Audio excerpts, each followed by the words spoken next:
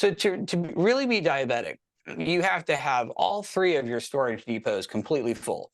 All your fat cells have to be full, and you're spilling fat over out of your subcutaneous cells into the bloodstream, and your triglycerides are high, into visceral fat.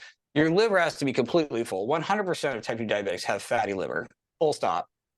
By definition, to be diabetic, you have to fill up your fat cells, fill up your liver, and have your muscle filled with fuel as well, so that your skeletal muscle cells are not accepting more fat or glucose. So you have to fill up all three storage depots to be severely diabetic and have hyperglycemia: muscle, liver, and fat cells. And the second you deplete one of those, your blood sugar comes way down. You could just fast and not eat for a day or two. Liver glycogen and triglyceride comes down. Your fatty liver is better, and your diabetes is better. You're less diabetic. You could just do a couple of glycogen depletion workouts, and all of a sudden your muscle has more storage room, and your blood sugar comes way down. The fat loss is the hardest part. Like actually shrinking down all your fat cells takes, weeks. But even there, we'll see these studies where people go on crash diets and just 4 weeks, 8 weeks, 12 weeks, bariatric surgery, low energy diets, these 800 calorie formula diets.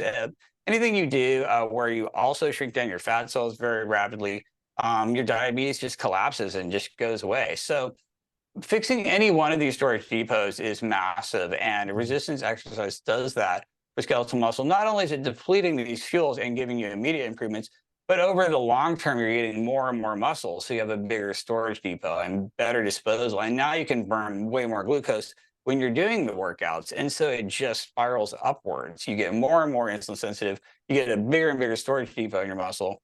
And eventually, you're just not diabetic at all. It is amazing. And exercise is the fastest way to be healthier. Like if you're trying to cure your diabetes, exercise is the very fastest way.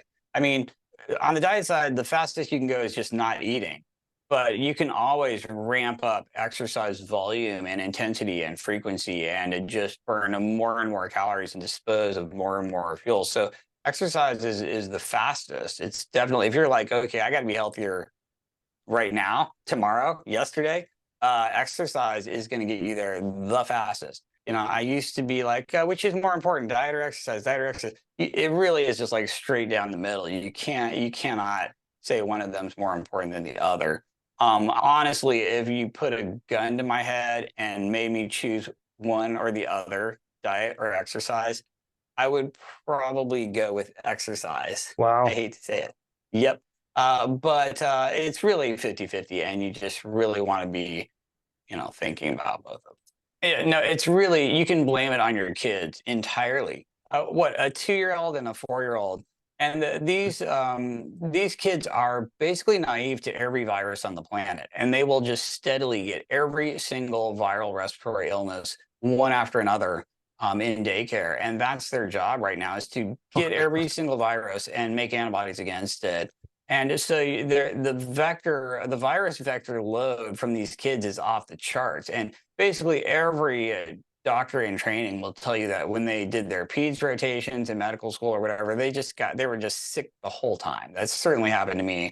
Having kids under the age of 4 is really just a marathon of sleep deprivation. You're lucky to be alive. And then your diet is garbage. Like, you're basically just living off whatever scraps your kids don't eat. So you're just like, crumbs from goldfish crackers is like your entire diet when you have kids that age. Like, I didn't exercise ever when I had kids, under the age of like 3.